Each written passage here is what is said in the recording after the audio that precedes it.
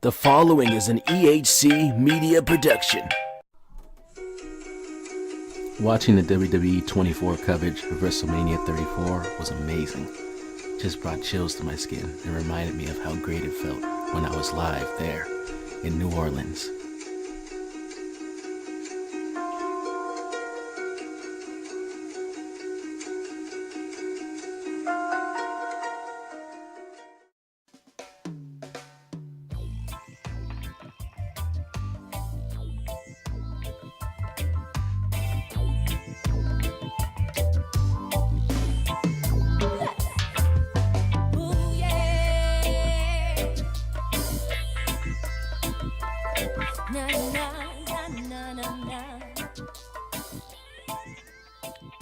Don't get the music confused.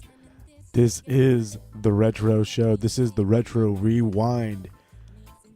What's going on, RWT family, Smart Mark Radio listeners, and wrestling fans around the world?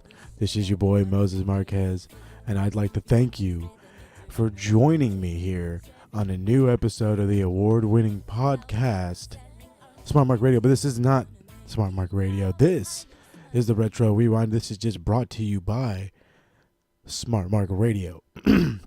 My apologies for the tickle in the throat. Hope the music gives a hint.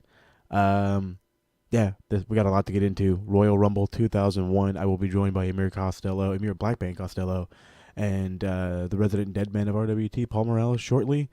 Let's not waste any time. Stand by.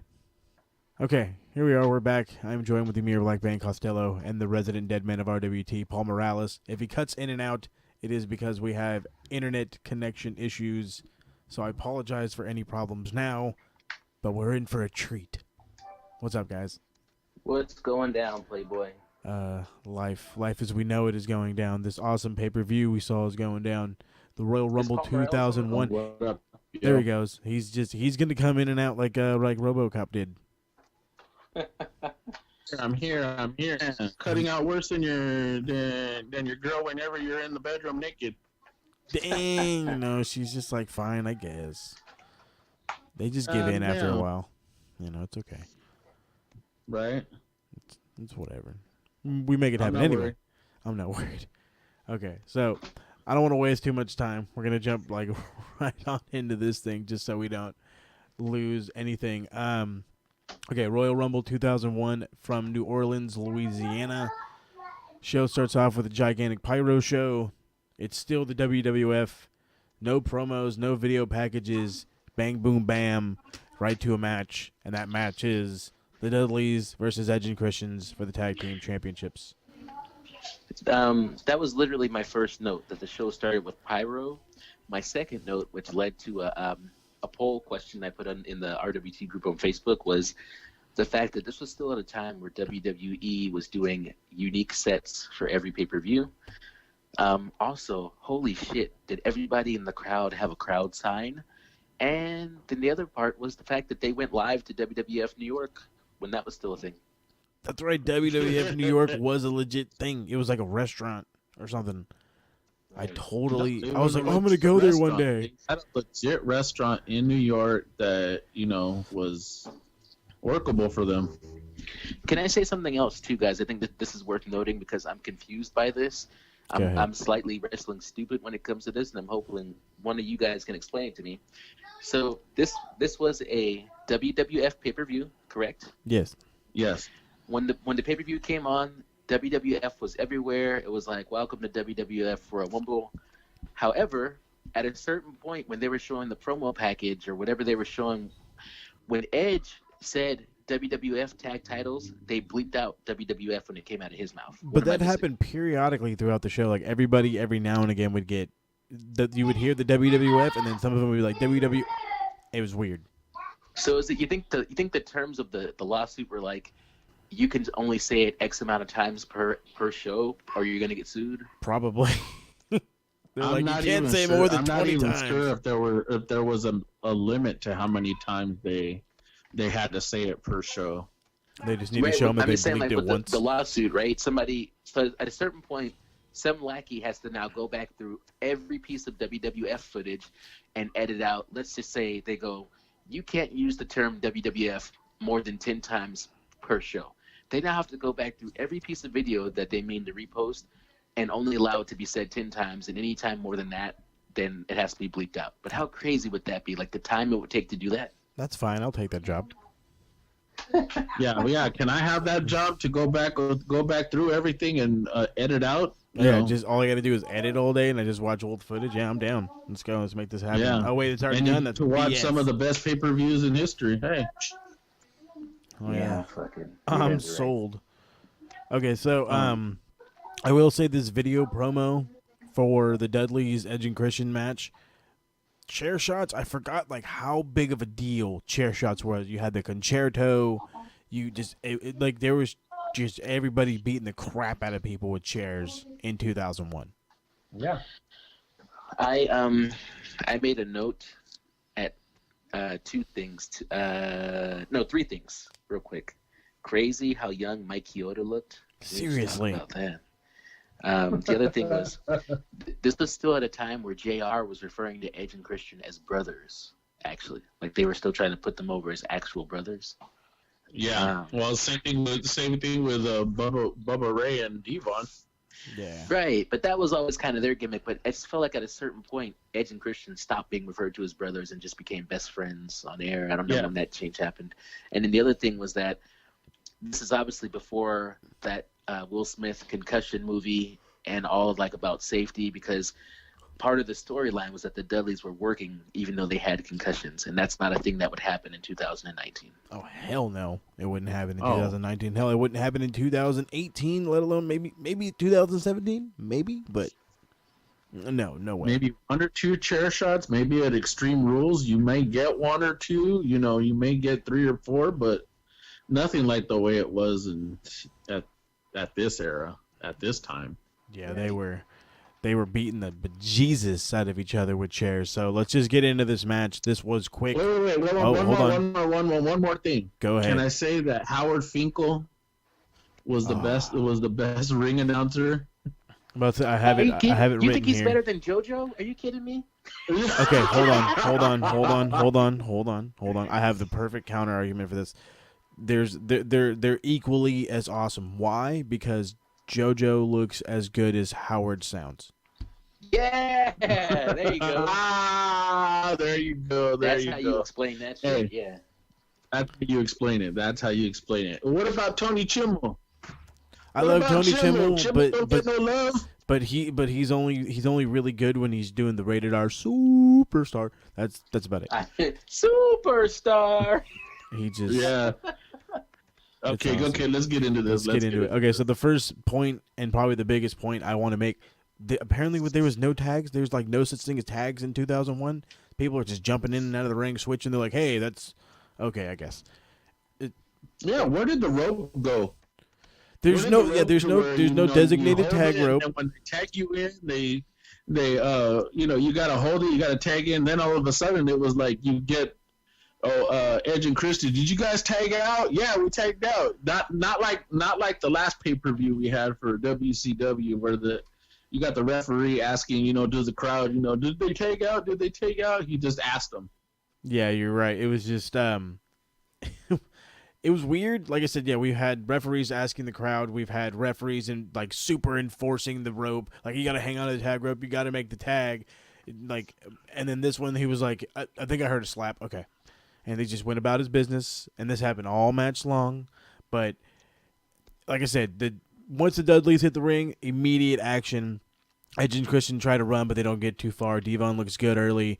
Bubba looks just as good. Edge and Christian finally gained momentum after a cheap shot by Christian. Devon tried to make a comeback, but Edge shut it down quickly. Edge was looking for a pile driver, but it was reversed, and Edge was thrown into Christian via slingshot. Devon got the tag, but the ref didn't see it, so that whole thing happened the one time an actual tag was made, and it was it was null and void. BS. And then they go for the concerto. Devon ducks it, hits a big double clothesline. Bubba comes in running wild. They hit the WhatsApp. I love that move. I missed that move. Yes, I do. You could still get away with that move in 2019. No. I mean, you saw it the last time the Dudleys were there. Exactly. It's you can The do last it. time, I mean, they did the whole "What's up?" I mean, you get everybody in there, you get the crowd going, but nothing like this time. Right. So they go for they try to hit the what's up. They try to go for the 3D. Edge comes up with a spear. Devon gets a DDT on Christian. Edge and Christian attempt the what's up, but it gets reversed. Christian went right into the ass of Edge, which was hilarious. And then Edge gets 3D'd and new tag team champions. Perfectly awesome match. Way to start the show. Zero complaints other than the no tags. Was it the Dudley's first time winning the titles? Because they were Yeah. really celebrating it. I want to say it was their first time winning the titles since they came from ECW. I believe that. Right. Because I wrote down in my notes to ask that question because the way JR was putting them over, it was like the Dudleys finally did it, and I was like did it again or like for the first time in WWE? No, like Right? if you look at that one, I should have researched. That one I didn't even think to check. But hey, if it was their first time, getting it over, then I know they had a good series going back and forth in the more power to them throughout the year. Yeah, no, it was like I said. If Bubba sold it like it was their first WWE win or WWF title win, so maybe it was. Well, let me point something out. You know that Devon wasn't even actually the legal man. Oh, well, he was not now. It was Bubba Ray because Bubba Ray was the last one to get tagged in, and Devon was the one that got the 1-2-3 win. Oh, I had not a clue. So that's interesting. Oh yeah, no, that was the oh no, that's WWE. No, hold on. They are 8. Holy crap, they are 8-time WWF World Tag Team Champions. So yeah, I guess that was the first to many. So congratulations to them. Good match. 4 stars. I'm jumping it off hot. This match is awesome. I loved it. Yeah, there was nothing about this match that I hated. I mean, I have because it was beginning to end. It was just a great match. I knew going into this pay-per-view that you guys said it was one of the best Rumbles ever. And so I just tried this is what I tried to do with this match. I tried to not let my nostalgia think for me. I just went if I was seeing this match for the first time at the time, how would I feel about it? And I went, you know what? This was a solid match. There was nothing surprising here. There was also no complaints. So I just started out with giving it a 3 because I was like, I want to see what else is on this card. I don't want to have Raiders remorse where I go oh, this match was a 4.5 or a 5, and then later on there's a match that was way better than that, and I have to think back on that rating. So I just went, I'll give it a strong 3. Out of this pay-per-view, I have 2 5s, so that'll just tell you really? where I'm at on this. I'm close on that. I got a 5 and a 4.5. So, but so we have 2 5 stars in the first, for the first time in Retro Rewind. It's probably going to be the same match. I'm sure of it. So for some reason I didn't give out any 5s. I think I gave out 2 4.5s. I got pretty close. That's still respectable. Maybe I just have I don't know. Maybe I'm more biased. Who knows? Who cares? I was just grading hard this time for some reason. Oh yeah, he's just that's it. He's all no curve here. Right. This isn't grade school. All right. Go ahead, keep going. All right. So we'll just keep on going right after the gigantic celebration from the Dudleys. A limo pulls up. You think it's somebody important? Nope, it's fucking Drew Carey. And I'm like, holy shit, I forgot about this guy. And every time I think of him, everybody thinks you're supposed to think of because he does the Wheel of not the Wheel of Fortune, the Price is Right now. Price is Right. And it's I don't think of that. I don't think of the Price is Right of him. I used to actually watch the Drew Carey show back in the day. Me too. Oswald. Hey, I did too. Okay, so I'm glad that we're all in the same boat. But the thing, every time I see Drew Carey, I don't know why, I think of the Rocky Horror Picture Show. Because of Mimi. Exactly. But every single time I see him anywhere, whether I'm flipping channels, I catch, Price is Right or tonight, I'm I think of the Rocky Horror Picture Show. Well, there's two things that I think of, and it's funny because my son and I actually watch clips from Whose Line Is It Anyways? So, Yeah. so it's more often than not, it's either the Drew Carey show or one of the original Whose Line Is It Anyway? That was a And funny show. to me, it was like that's how I associate him. But I know Mimi was in the Rocket Horror Picture Show, so that one I'll give you guys. She was in that? Who was she? No, she wasn't No, in it. She was into it. no, she wasn't. I mean that's how I think of her. Sorry, They my had bad. that. They had that whole episode like based on that and something else. I forget. Yeah, that's what I meant. That's what I was going for. Sorry, my fault. Anyways, we get a rare from nowadays, even though not so rare as of the last couple of weeks. Vince promo from Sunday Night Heat that was apparently on MTV, which I don't remember any of that. And You don't remember it being? I don't remember it being on MTV. I swear to God, I remember it being on USA. Right? yeah, on USA where it originally it used to started. be on USA, and then it was on TNN, the Nashville network, for a little bit, Mm-hmm. and then it went over to MTV. Yeah, I had But no I don't know where it idea. ended at. That's the one I don't know. That one I'm not too sure myself. But anyway, he's there and he's talking about Stone Cold will be in the Rumble and Triple H will not be punished for pushing Stone Cold on SmackDown, so he still gets his title match. Then we go to Triple H backstage, and he wants to make sure that Stephanie being out there won't be a problem. She assures him that she won't be a problem, and she's even willing to provide backup if Trish were to interfere. Random as hell, Drew Carey shows up. He says he's looking for Vince to help him plug his special. Instead, Triple H leads him towards Trish's locker room, where we cut to the APA going back and forth about them showing it. Like, let me see yours. No, let me see yours. No, let me see yours. Like, that was a little weird. And they're just showing each other their spot in the Rumble. And then Crash Holly comes in like a freaking maniac. He's like, look at here, guys. We're friends, all right, buddies? He's like, but if you guys get in my way, I'm throwing you over the top rope, all right? And he just walks out. Bradshaw looks at Farouk and says, and they call us drunks. By the way, Am I R.I.P. am I Crash the only Holly. one that wanted that door? Yeah, I wanted that door too.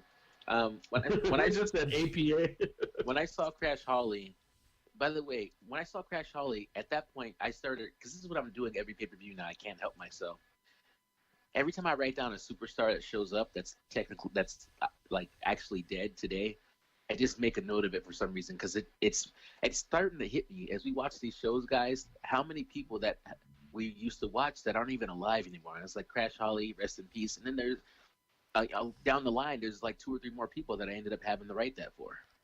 Yeah, that's the kind of, I guess, the unfortunate reality of the old days of 17 years ago. And one guy who's gone in our next match, this may touch some people, this may aggravate some people, but it's Chris Benoit, the current Intercontinental Champion, facing Chris Jericho in a ladder match.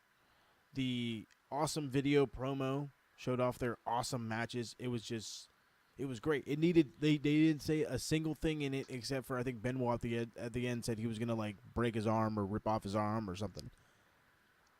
And Great, it was great video package. yeah, it was awesome. So I'm not gonna lie, because I still kind of get that eerie feeling every time I see him, and it probably will never go away. But I know inside I've stated this before, inside that ring, I know what kind of wrestler he was. And just knowing all the other stuff that happened, it still, like I said, it's still kind of, it's kind of eerie to me. But I'm okay with, this match. This match was actually my 5. I'm glad that you said that, because this is my 5 also. Unlike some, I do not get that eerie feeling. Chris Benoit, as I've stated numerous times over and over again, was a big part of my life. For a while, I was in shock over the tragedy that had happened, but I still love the guy. Sometimes people aren't in the right mind and things happen, but I loved him. So I'm going to stop dwelling on this whole thing. I want to get into this match. I do have a freaking book written on this match, so I apologize for the length of this now. But it was awesome.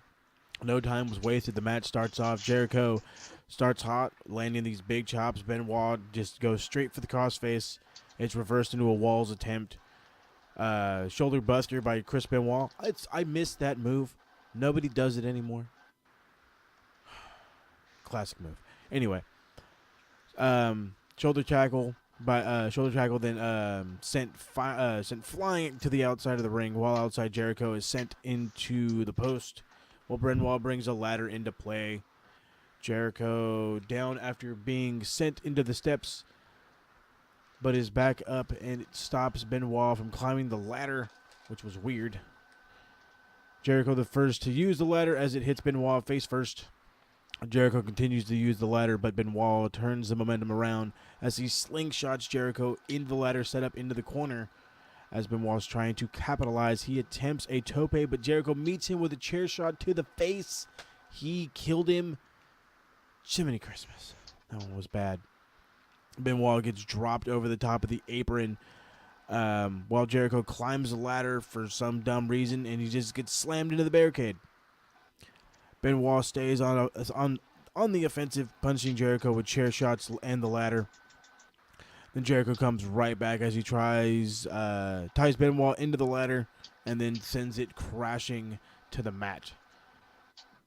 Let's see, ladder shots by Benoit end up getting drop kicks it into Jericho. Big back body drop. Benoit sets up the ladder in the corner, and instead he gets sent into it by Jericho. Jericho eats the ladder, swings the ladder right into the face of Benoit. It just goes for a while. Once Jericho he sets the ladder up, he has Benoit underneath it, and of course Benoit is going to flip it underneath it. Jericho, let's see here. I can't read what the hell I just wrote. All I know is Jericho got freaking killed. This thing goes on and on forever. Multiple times they're getting thrown off, just killing themselves on the rope. This was an incredible match. It went back and forth. Jericho does win it in the end. He's able to get Benoit just long enough for him to climb the ladder and retrieve the IC title. Did take a little bit too long in my opinion, but it was excellent. Absolute 5-star match in my opinion. And that's just not because I love Chris Benoit. It was excellent. Goddamn, my chicken scratch. I should have typed this. Anyway, what do you guys think? You know what? I can tell you this much. When you watch this match, if any of you guys decide that you want to go back and watch this match, look at the shots, the headshot alone. And sells every single one of them. There is no point in time where that man does not sell anything that he got hit with in this match. From every ladder shot to every time he fell for that thing to every time he hit the floor literally he sold everything. I got down when Benoit does the suicide dive through the ropes and Jericho pops him with the chair. Just fantastic. And I think he saved Benoit because, as you can see, Jericho used that chair to stop Benoit's momentum. If he had not, Benoit would have went headfirst into the barricade because he had too much steam on that jump. And I think he probably saved Benoit's neck. The other thing is that Jericho worked really great with that ladder. He just kept finding creative way after creative way to hurt Benoit with that ladder. And then at the end, with that, inverted walls of Jericho at the top of the ladder. And just, I thought it was a really, really great match. And again, I was trying to be a little bit reserved in my rating, but this was my 4.5. Still great. Still great. So 2 5s and a 4.5. Not after a 3, 2 4s, and this pay-per-view is off to a great start. Next, we see Drew Carey showing up in Trish's locker room. She says she's with somebody, thank God, because he's fat and not attractive.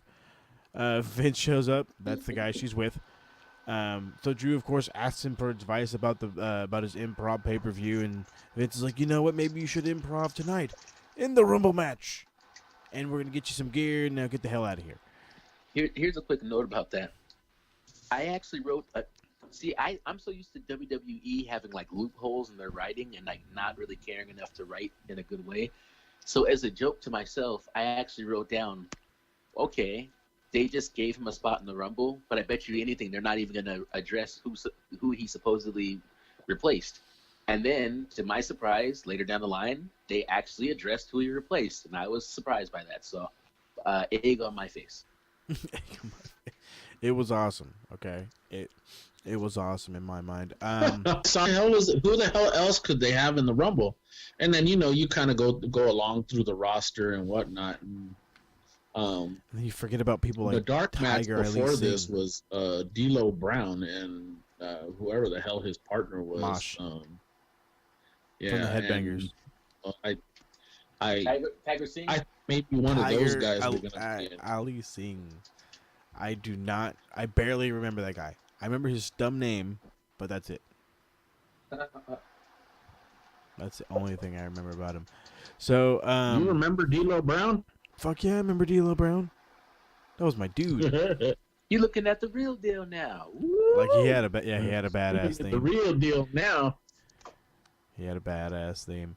So, let's see here. We have Billy and China are in the back. Billy tells China that he should that she should listen to him, not go out there, and if he's not going to listen to her, at least listen to the doctors. And Moses Marquez? Yes. As soon as they showed China, my first thought was, damn, she looked good. I it's been a long time since I've seen China, and the last couple of times I saw her, it was like really like when she first started with WWF, when she kind of still looked like a little like manly. And there was one point where I was like, is she China or is she Xena Warrior Princess? But when they showed her on that night, I was like, everything is looking right. Everything up front, you feel me? Like the whole damn. I was like, yo. All right, go ahead. Yeah, where's that one night in China? Fine as hell. Yeah. No, the one of the I ain't weird gonna lie, because you know what? She looked fine as hell. Because damn. Rest in peace to China. Rest in peace to China. Hopefully she gets her Hall of Fame bid this year. She's much deserving of it. But anyways, like I said, she says that Ivory has given her no choice, and she feels great. Tells Billy not to worry about her, but to worry about the 29 other guys tonight in the Rumble. This is one thing I loved, and I wish it would come back because I don't like Michael Cole on the commentary booth, but he's probably one of the best ones. Michael Cole is backstage talking to Jericho. Cole he looks asks, like a rat. He does look like a rat, especially then compared to now. He asks him the stupid question that all the WWE ladies ask these days. They give a big old long, well, these people think, and how do you feel? And sure shit, that's how he asks him. How do you feel? He says, how do I feel? He says, Benoit's a tough son of a bitch. He says, but he proved him wrong by winning the IC title tonight. And just walks away like a dick. That was cool how Jericho put Benoit over. Yeah, I did enjoy that part of his promo, but I mean, I guess, when they work together in WCW and you put on excellent matches there, so fuck it, you put the guy over. It was pretty good. I loved it. Great little promo. Michael Cole should stay in the back, but this is 17 years ago, and ugh. Yeah, he was so skinny. To imagine he's still there. And to think he was there like 3 years prior, too. Ugh, he's been there forever. There's going to be somebody in the Rumble that I'm going to bring that up with. When I saw this guy, I was like, damn, he's still around after all these years. Oh, this is going to be... Oh, yeah. This is going to be... One in particular. Yeah. But I'm not going to name him now, but one in particular. Well, we'll just wait till we get to the Rumble. We still have a couple of good matches to get through. Well, one good match to get through. But really quick, I did want to say that JR did mention Drew Carey being in the Rumble, and the King just looks at the camera and says, well, it was nice knowing you. Even though nothing happens to the poor guy. But the King freaking out nonetheless. So we get China versus Ivory for the women's championship. Not the Divas Champions, the women's championship. China comes out, and she has this... How good was it to hear that Right to Censor music? You know what? It was nostalgic. Like I did kind of miss that gimmick, so it was nice to see it. But then in the Rumble, I heard it like 5 times, and it was like, okay, I don't ever need to hear it again. In that video package, I forgot how good Right to Censor was at being bad guys. I was like, They yo, were awesome. these guys are so fucking good at being heels. They were excellent. Excellent. Yeah, but look at indeed. it. I mean, okay, go ahead. Sorry, my bad. Go No, ahead. you're We'll good. continue. I just wanted to say, like, China came out as like the most over person in the whole promotion behind Stone Cold and The Rock. Had this pyro gun that was awesome. But Yeah, that thing I remembered so well. yeah, it was awesome to see it. But this match didn't last long and wasn't awesome to see. But China's in control early, knocking Ivory over, off the top rope to the floor, then sends her into the crowd. Military presses her over her head, walks the length back, throws her ringside. Steven Richards tries to interfere, but China shuts it down. China hits a backhand spring into the corner, sells her neck. Awkward 45-minute pause, and 1, 2, 3. Sells her neck.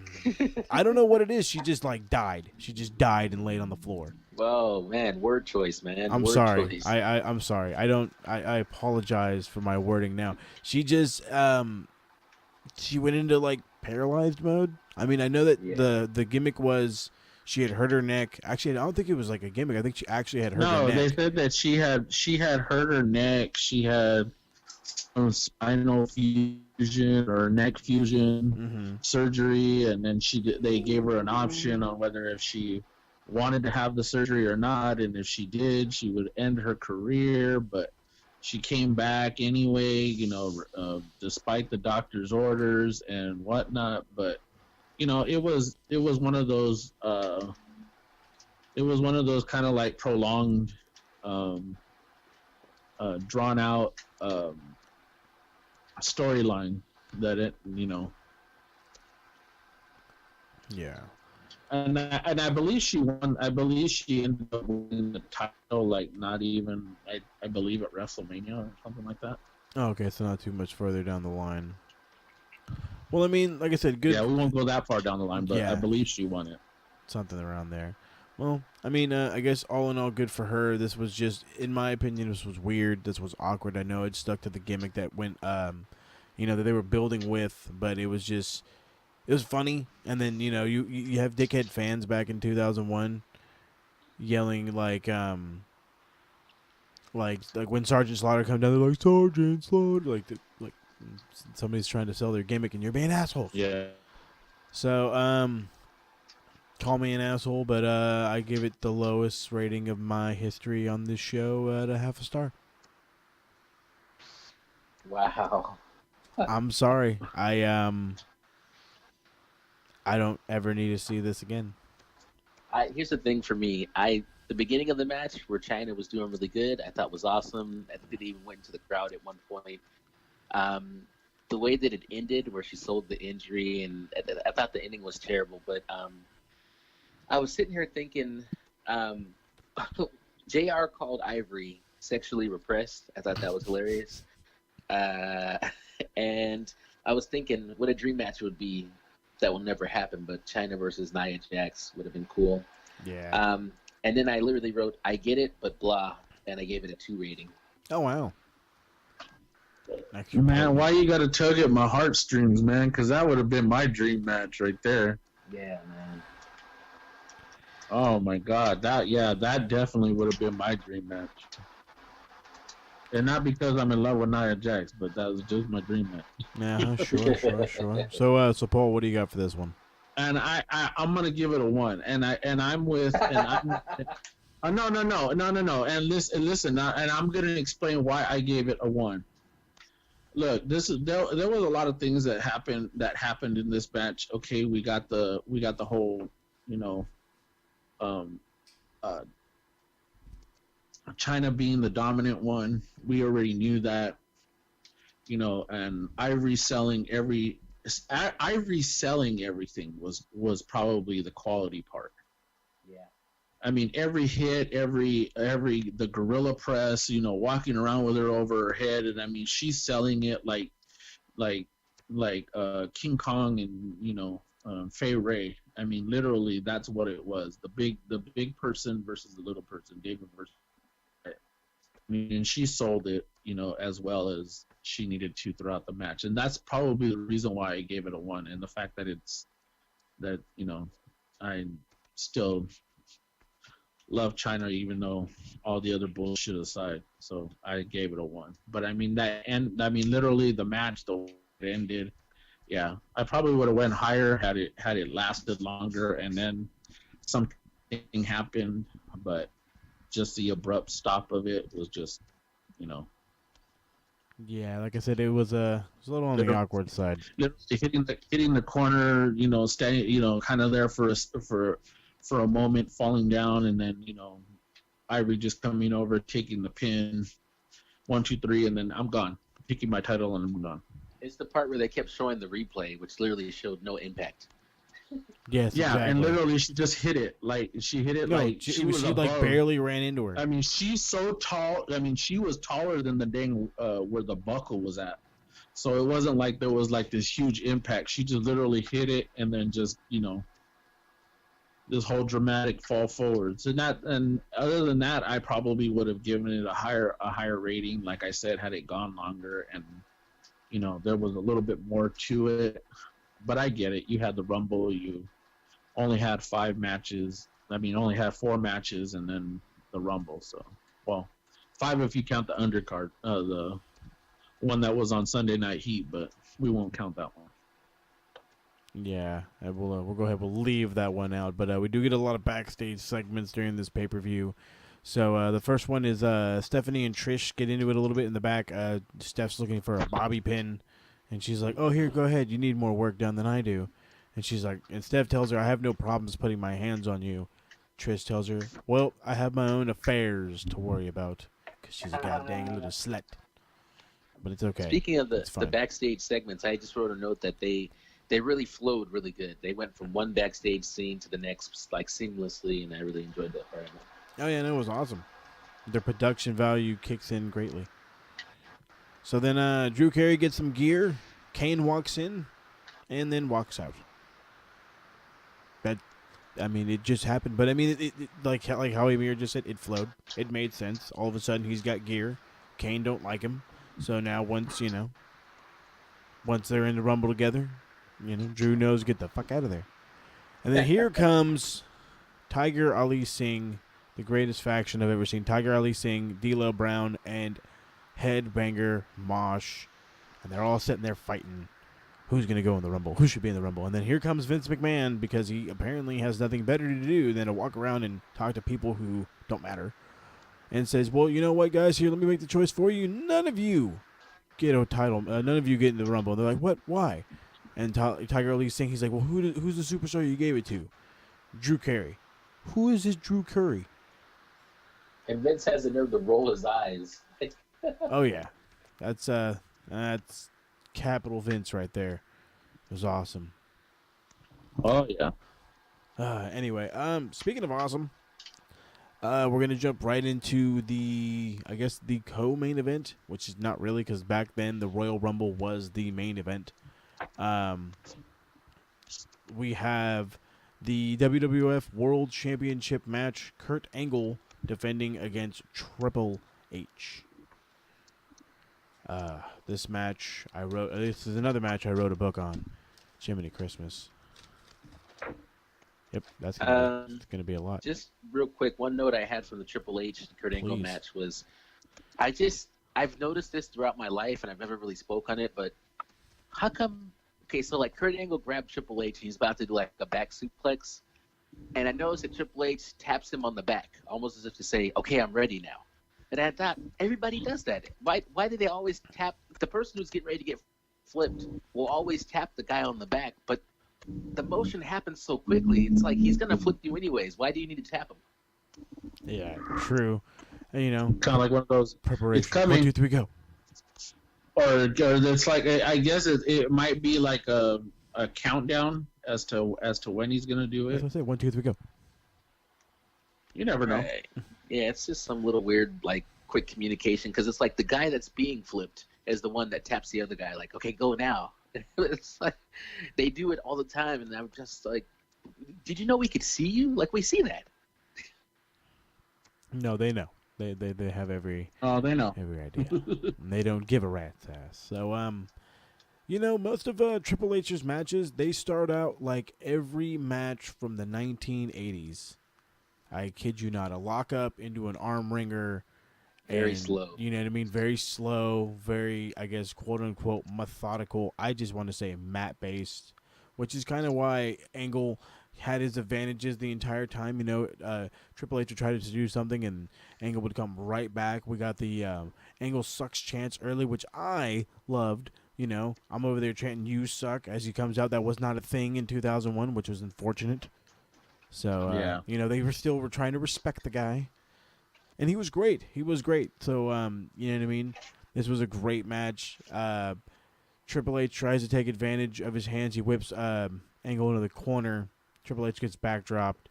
Back suplex from Triple H. Angle flips out and goes for a trio of snap suplexes for a near fall.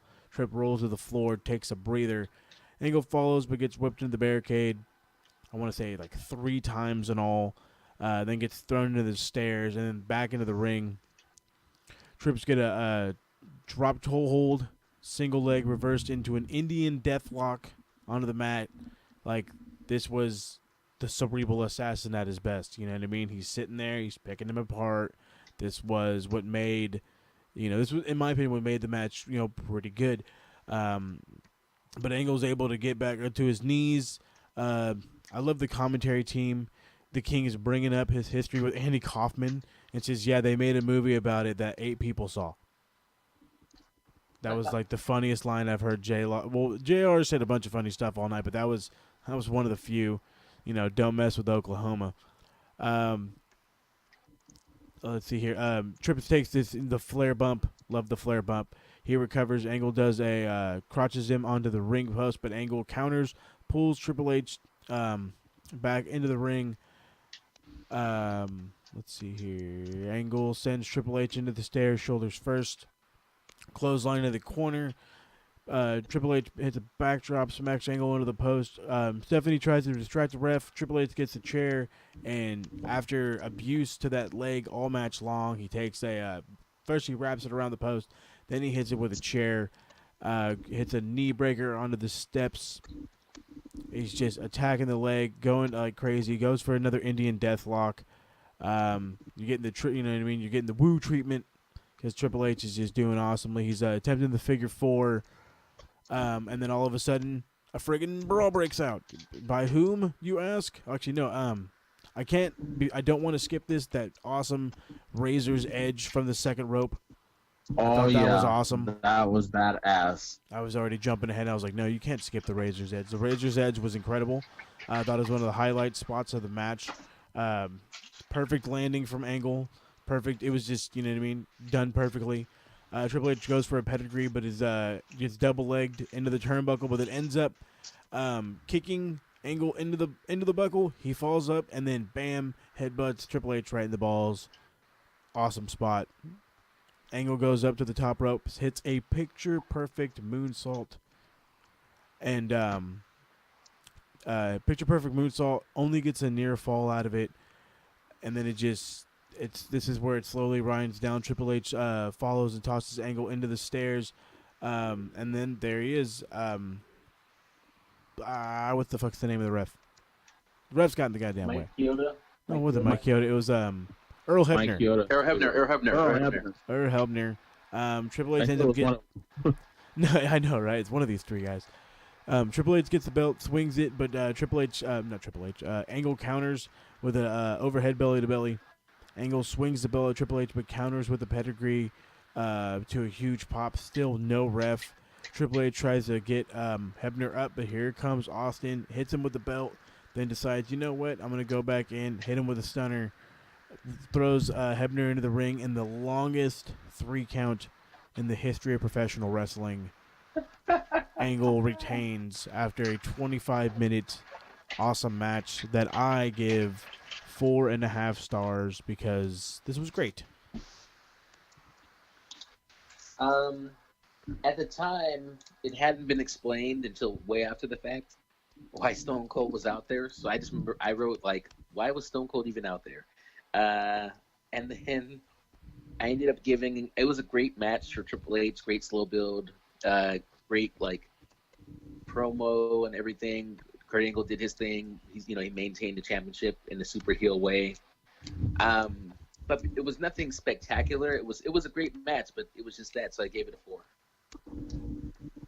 Well, the reason, Solid. okay, now I said I gave 2 5s, and now the reason why I gave it 2 5s is because I knew the history behind this match and the history that came with this match. These guys, I know at that time, within the year time, beat the hell out of each other Over Stephanie, right? For this title, just Stone Cold, between Stone Cold, Triple H, and Kurt Angle, they beat the hell out of each other for this one title. But was this at the time that Triple H and Kurt Angle were having that fight over Stephanie too?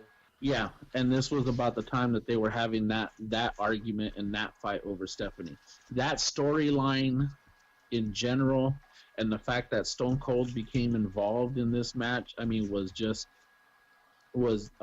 it took me to that point in time, and I literally I loved it. And from a nostalgic feel, okay, I may be giving this a 5 on a nostalgic feel, and the fact that I remember this storyline like as if it's happening right now, and I gave it a 5, and I still think that there are some great spots in this match, between the two. I mean, because you could see the rivalry there. You could see it and you can feel it between the two. For as much as they were great together in the ring. Yeah, like I said, it was something. And that's the reason why I gave it a 5. I was on the border of giving this one a 5. I felt like it had everything. You know what I mean? It had the drama, it had the action, the in-ring work was good, the drama was good, the story, everything was good. Everything was good. I just didn't feel like it had everything to give me that 5-star, but it was damn close. And to be honest with you, if I didn't see such a terrible women's title match before this, I maybe would have been able to, you know what I mean? I still would have been on a, expectation level where it's like, you know what, damn, this match deserves a 5. But that last one killed me, and anything looked good. Yeah. So I just wanted to, like how Emir is, I just wanted to pump my brakes on it, and that's why I only gave it the 4.5. But still, excellent nonetheless.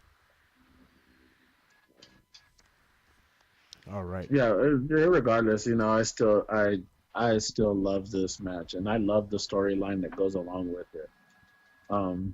That's why at any point in time in the future that we decide to do anything around this time, you'll still see this this storyline will become a pivotal part of it.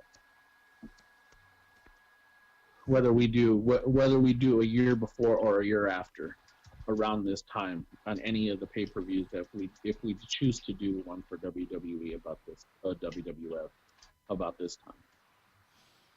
Yep. I mean, this feud was huge. The impact between Stone Cold and Triple H was, I think they had a feud for a long time.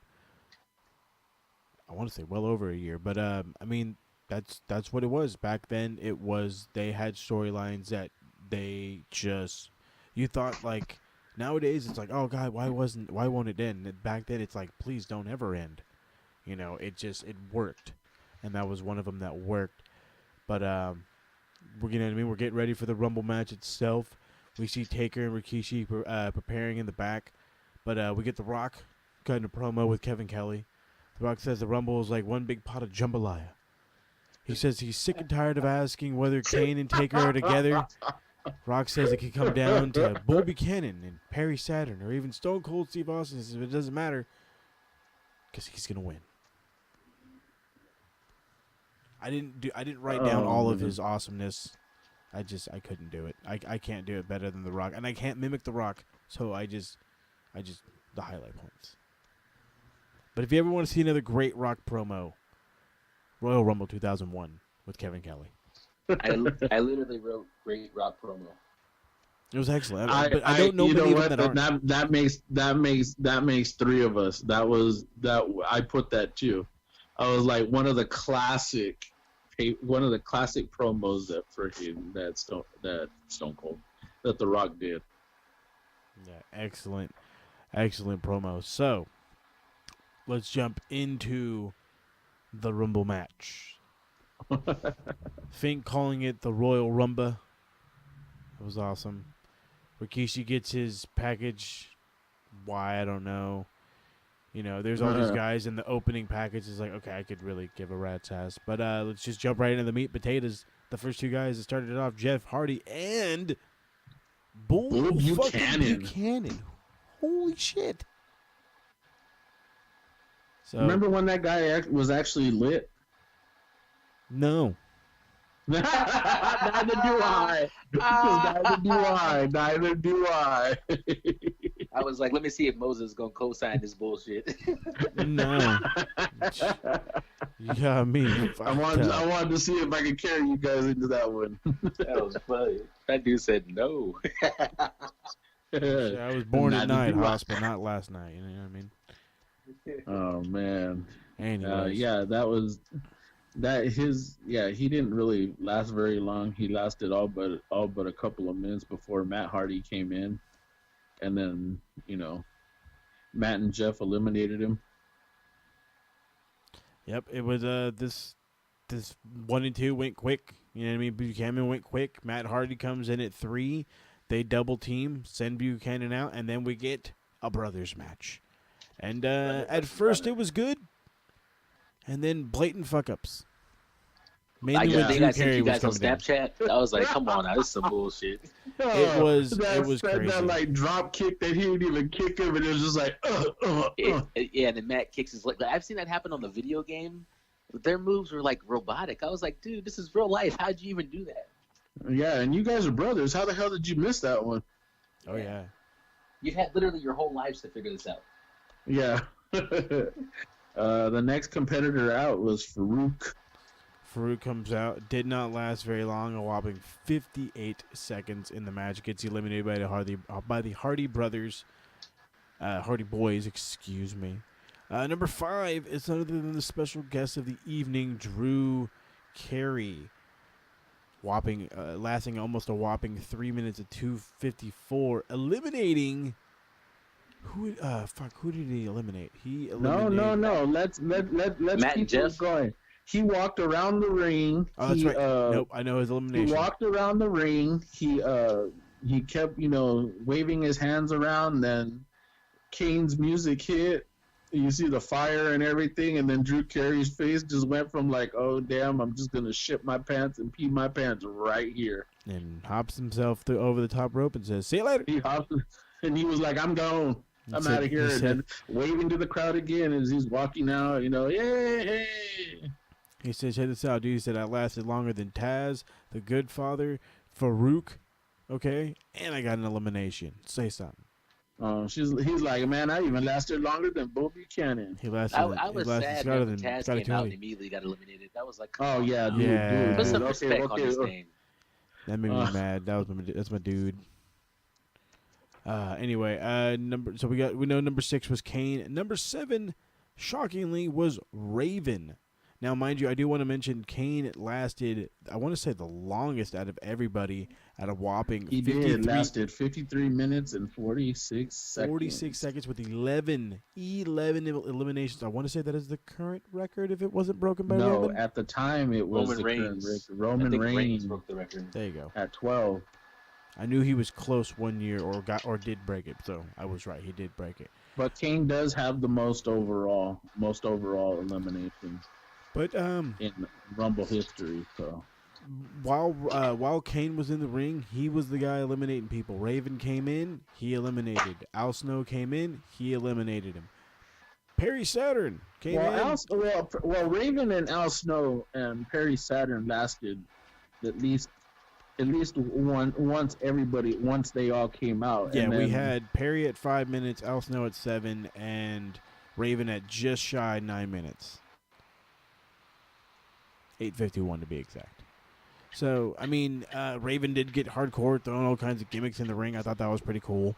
Yeah, Raven and Al Snow. Those guys are awesome. Loved them. Yeah. Speaking of a guy I loved, number 10, Steve Blackman. I miss that guy. That guy is awesome. Wait, Steve Bartman. Yeah, he came in at number 10.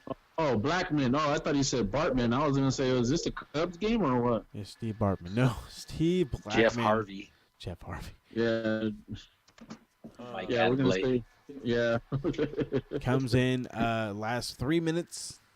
I guess that's okay. Gets eliminated by Kane. Grandmaster Sexay, a minute, eliminated by Rest in Kane. peace. The Yep. Honky Tonk R.I.P. Man. Yo, I loved Honky Tonk Man's little segment there. Hang on there, big fella. Oh, yeah, hang on there, big fella. Hold my So guitar. all my fans want me to sing my song. Hold on, let me just sing my song. Hit the music. And And then I Kane's got my Kane's kids holding his head kebab. to the side. You gotta let the, just the honky tonk man, just the honky tonk man. I'm just the honky tonk man. This is Man. before Kane could talk, so he just has to express himself by holding his head to the side. And it's like, oh, that's confusion. He's like, Mhm. oh. Yeah, And then wham. Which dog was that? It was it the RCA dog, the dog that you just turned his head to the side. yeah. Oh, that was Man. Kane. And he's out of there. So I do want to give a quick story. I want to say about 4 years ago, I was working at the San Diego County Fair. Used to be known as the Del Mar Fair, and they actually do like 2 days of wrestling in their section of that, and it's put on most of the time by SoCal Pro Wrestling, the wrestling school out here in Oceanside. Well, the first year I worked there, they had a couple of legends come by, and one of them was the Honky Tonk Man. It's the first time I've ever seen him, and I was like, holy crap, he's too old to be out there. But he was out there doing his thing. He didn't take a single bump, but he was out there. And it was awesome. I took like a 2-hour lunch. They're like, where were you? I was like, dude, long line in the bathroom. And I got away with it. So got to see the Honky Tonk Man for free. Thank you, San Diego County Fair. It took me a long time to find out that him and Jerry the King Lawler are blood cousins. Oh, yeah. Yeah. I'm about to say, I thought that was like common knowledge. You do know who Brian Christopher is, right? That's Yeah, yes. All right, come on, man. All right, okay. I'm about to say. you hold my guitar now. You know who won't hold your guitar? The Rock. That's who won't hold your guitar. And he comes in at number 13, lasting a whopping 38 minutes, 42 seconds, eliminating 3 guys. And the first guy he eliminates is the Good Father, at a whopping 13 seconds into the match. Yeah. Now here comes where everybody.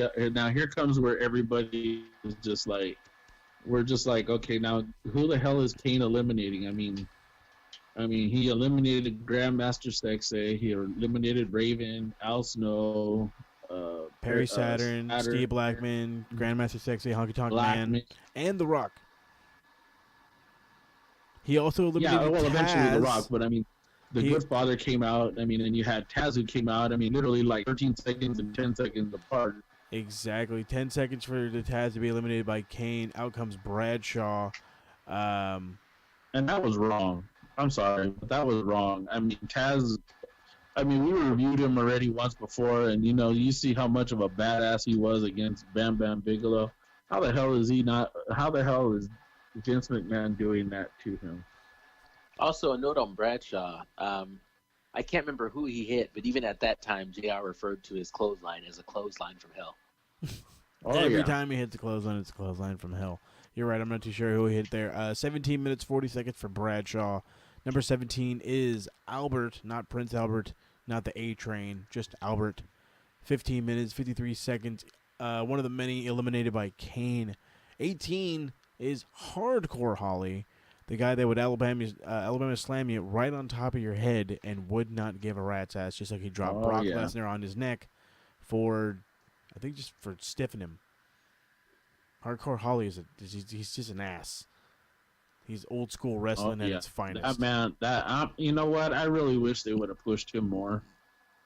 Other than just being just Hardcore Holly. I mean, Bob Holly. I mean, I want to say he was a former European champion. Driver at one time. He was former European champion, no? That's not a Yeah, push. but he's That's also not a a former push. Hey, hardcore champion, like back in the day, 38-time hardcore champion. back in the day, the European title meant a lot. Don't give No, me it no didn't. shit. Don't give me no shit. Thank you. I You loved said the that. I European loved title that meant belt. a lot. I was like, to who? To me, goddammit. To me, I loved that belt. Speaking To of X-Pac. to X-Pac. X-Pac. Yeah, I mean, who did it mean more to? The fact that it was the longest reign was like over 200 days, and it was like the British Bulldog. Yep, that's all that matters. Actually, no, I think Lance. No, not Lance Storm. No, wasn't it Lance Storm? They had it for like forever. No, yeah, the longest reign is It's got to be the Bulldog then. the British Bulldog. I believe it's. I want to say 206 days Okay, that he had then it, and that was when he he was the inaugural one. some So. jacked up guy. That's all I remember. I remember how big of a guy Lance Storm used to be. But speaking of nostalgia and guys who used to be, number 19, people who used to be, he's now known as a different name. K-Quick, a.k.a. R-Truth, who's been in That the was it. business for freaking ever. That was it, right, Paul? I can't believe he was there back then. Yeah, that was the one where I was like, I can't believe he was there back then, and he's Not still only was here he now. there, he was a vital part. He played Right? a big role. Like Jesus Christ. Well, Jeff and Matt Hardy are still here, but you know, I mean, you look at R-Truth, man. He's been there for ever. And you expected Jeff and Matt Hardy to still be here, but you look at our truth and it's like, I can't believe that's the gimmick that survived. Crazy. And he took a picture with Tupac and Eazy-E. Oh yeah. Anyway, So that just goes to show you how old R-Truth is. R-Truth older than a mofo. Speaking, I mean, considering who the number 21 guy is and was in the Rumble with him, but right I'm not to gonna censor music once again. right to censor music for the second time tonight. Out comes Val Venus, the man, the former porn star, Val Venus. now censoring his wiener. They ladies are they mad. were actually going to call him Pal Penis. That's terrible. Just terrible. That was funny. They were actually going to call him Pal Penis, god awful. but they knew it wouldn't get over, so they called him Val Venus. Just close enough. Yeah, just close enough. Thank God it's an actual working That was name. probably the biggest fib that I think I'll probably tell on this show, but Right that on. one was a good one.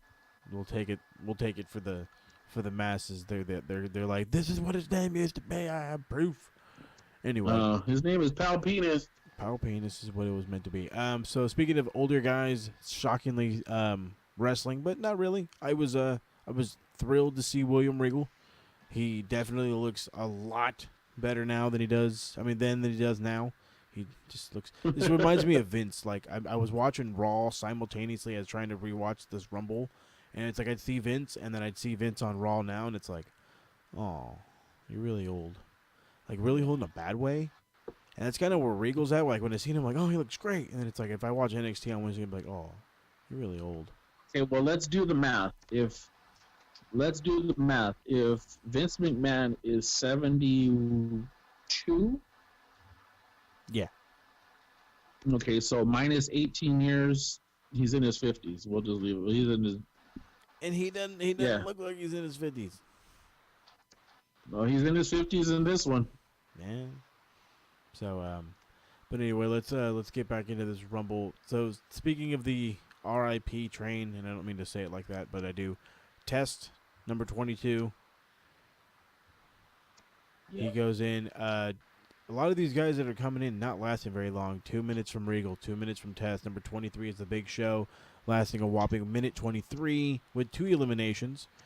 24 comes in. There's a crazy drunk Crash Holly. He lasts a whopping 2 minutes 30 seconds. 25 comes the Undertaker, where he is just doing work with Kane. Couple of dual eliminations with them. He lasts 10 minutes 45 with 4 eliminations. 26 is Scotty Too Hottie, 47 seconds, the third shortest of the night. In number 27, the eventual winner, Stone Cold Steve Austin. Yes, I'm spoiling it now. 9 minutes in. And then out comes Billy Gunn, who I knew was going to come in. Great number at The number The one and only. the one and only Billy ass Gunn. man. Yeah, I'm an ass man. Oh wait, wrong Wrong gimmick. right? But here comes an awesome guy that My bad. I popped for. I knew he was. I didn't know he was in the Rumble during this time. I just remember from WCW Ming, but Haku. We know him now as the Tongan's dad, but it's fucking Ming. Yes, I love Ming. 2 minutes 51 for in the him. Rumble, man. It was a 'Cause great he pop just- for me. I liked it. Wait, no, yeah, seeing him was good, but then, okay, just think about how he treated Undertaker and Kane in that match. Yeah. And he was really no-selling a lot of stuff. And Well, just when you that's Haku. think about, don't get me wrong, I know Ming is a legend in the back. It's kind of weird to me to see, like, Ming, because he's more legendary than the Undertaker with the boys, not with the fans. But, like, the boys know, like, Ming is literally the toughest wrestler that's ever lived, and everybody's afraid of him. So he was, like, trying to little bro the Undertaker. Like, there was no, like, all these other wrestlers come along, they have a tremendous amount of respect for Undertaker because he's Undertaker. Ming is like, fuck that, fool. I'm Ming, fool. Like, yeah, I mean, Yeah, now he It was comes in and great. just kind of bullies everybody. I still remember him as King Haku. Haku, yeah. King Haku. No, King Haku. He was actually managed by Bobby the Brain Heenan. Oh, That that's was in the right. 80s, folks. Yes, I'm that old. That'll just show you. Jesus criminy. Older than dirt sometimes. It's okay though. We still love you. All right, I'll go bury myself right So, now. Speaking of people to bury themselves, I'm just kidding. Number 30 to finish it up, Rikishi. 2 minutes 35 seconds with one elimination is eliminated by The Rock because I did it for The Rock. I did it I did it for the I people. did it for The Rock. Oh, shut your mouth, you thong-wearing fatty. And he shut his mouth alright by throwing God him damn over it, the you top fucking rope. got it to it before I did. So, Stone Cold wins it. I want to say who was the last in the elimination was Kane? Is that right? Yeah, Kane. Kane was It the was last Kane, elimination. Yeah, Kane was eliminated by The Rock. Oh, that's right. Oh, no, by Stone Cold. Stone Cold, sorry, my bad. By Stone Yeah, Cold. Kane was the Stone last one Cold. eliminated. Stone Cold. So, Yeah.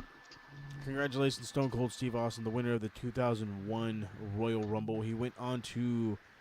Do you remember who he headlined with WrestleMania? Was it Triple H Oh shit. or was it The Rock? No, I don't think it was The Rock. Let's see here. Or it might have been The Rock. Wait, hold on. Now we're all gonna sit here and freaking Google it. Nuh-uh. Or you. Somebody is. It's okay. It's no problem. I don't WrestleMania even 17, The remember which Rock one and it Stone was. Cold Steve Austin. Yeah, it was. So that was that. This Rumble match, a lot of people were like, it's a Rumble, it's whatever, it doesn't matter. I gave this a 3.5. I enjoyed it. I wish there was a little bit more guys in it that were, different, older guys, whatever. But hey, they got working guys in, which is mainly what the Rumble's for. Mainly get everybody in there. So I enjoyed it. One of the better Rumbles I watched. There are better Rumbles. This was one of my favorites. So yeah, 3.5. Wow, I gave it a full point higher than you because overall I was entertained by it. I loved everything with Kane. The Rock was awesome, and then Stone Cold coming in at the end really made it fire all the way right down to the wire. So I gave it a 4.5. Yeah, Nice. and you know what? I'm with him here on that. That's the Dude. exact same thing I did. I gave it a 4 altogether. I mean, it was. It was no, Roman Reigns coming out at number 30. That wild surprise. That wild surprise with the world's biggest booze.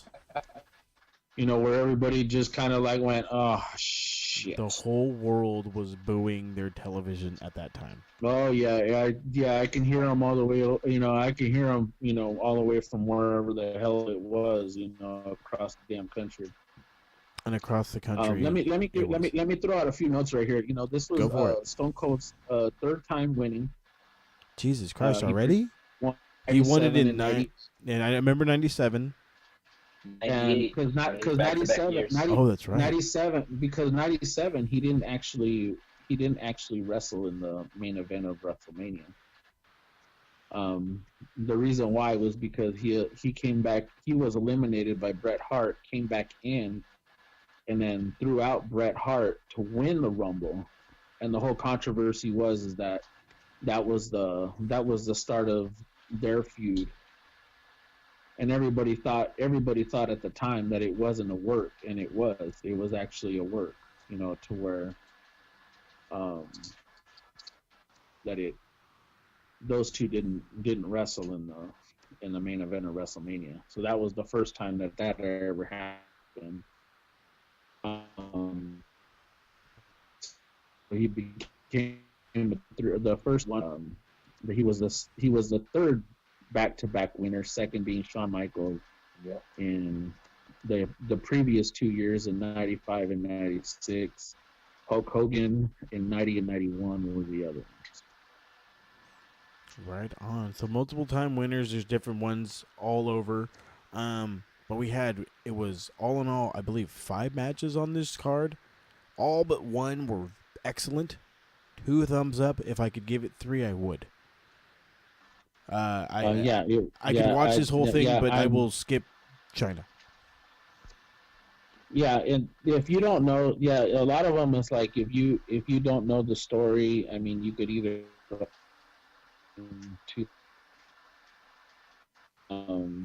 to figure out where everything starts at. Well, I mean, I don't mean to cut into ahead of you. us because eventually we're going to end up reviewing it, but Yeah, to give our own opinion. But I mean, this was by far one of my favorite pay-per-views, and very, as I always say, for me it's like very nostalgic for a lot of them, and believe me, and I give it 2 thumbs up too.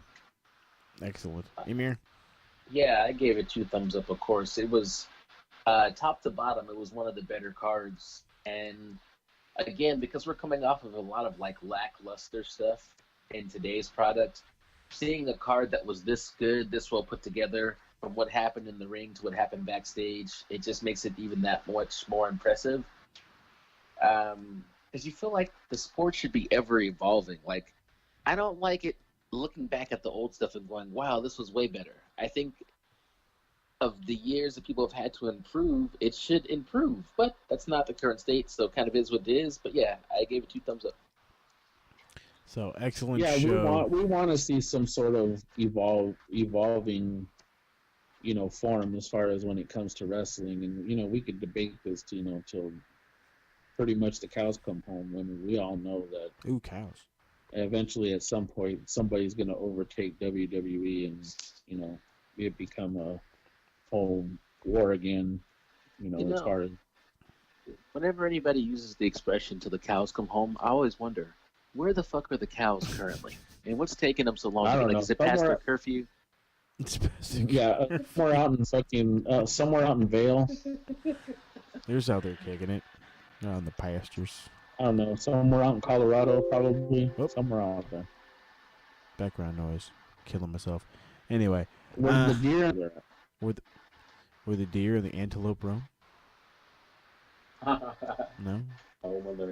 Home. Anyway, before we cut into some songs here. Good movie. Ever have a chance, check it out. Never have a chance, check it out. Indeed. So, we're going to go ahead. We're going to wrap this one up. This was episode 5 of the Retro Rewind 2001 Royal Rumble. 2 thumbs up all around from us. Emir, do we have anything going on the RWT page? Just a lot of our regular shows happening. Some more RWT road trip coming up. And it's kind of quiet right now. We're on the road to getting to 4,000 members, and I think we're about maybe 15 members away from getting there, and that's pretty exciting. But other than that, just business as usual.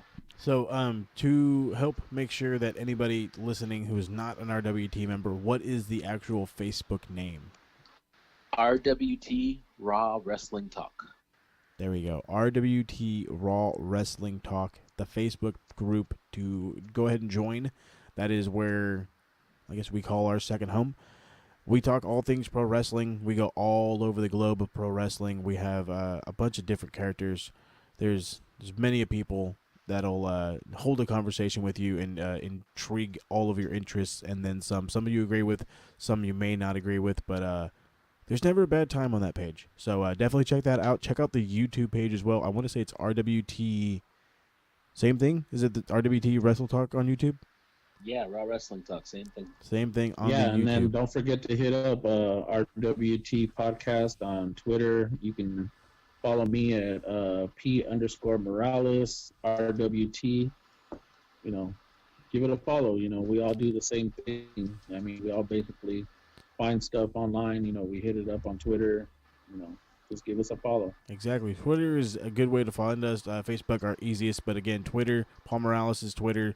All these will be down in the links in the description on both the YouTube page and on the SoundCloud station. Keep your eyes out for that one. For SoundCloud, we have coming up episode 3 of the Retro Rewind. We'll be releasing Tuesday, the 22nd, so first thing in the morning. I will be getting that out to Emir as soon as he can get it out to YouTube. It will be on YouTube. Episode 4, which is actually...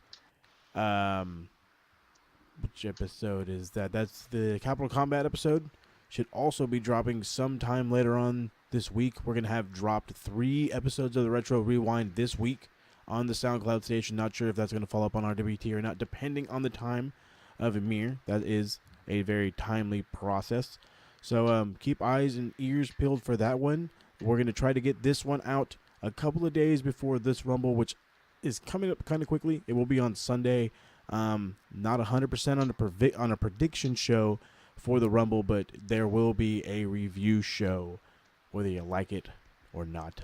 Depending on how many of these special guests will actually be there, it's going to be fun. So keep your eyes and ears peeled for that one. We will be coming up with a new list, and I will be sharing it. Either I or Emir will be sharing it on the RWT page. That way everybody can follow along with us. So it's late, and I'm just going to say this. Thanks for listening, guys. I appreciate everything, all the comments, all the views, the love, the retweets, everything. Follow Smart Mark Radio on Twitter at SmartMarkR. And, of course, subscribe to the SoundCloud station, soundcloud.com/SmartMarkRadio for all your fun episode needs. This was great, guys. I appreciate y'all. And good night. Appreciate you too, brother. Good night. Good hanging with y'all. Peace.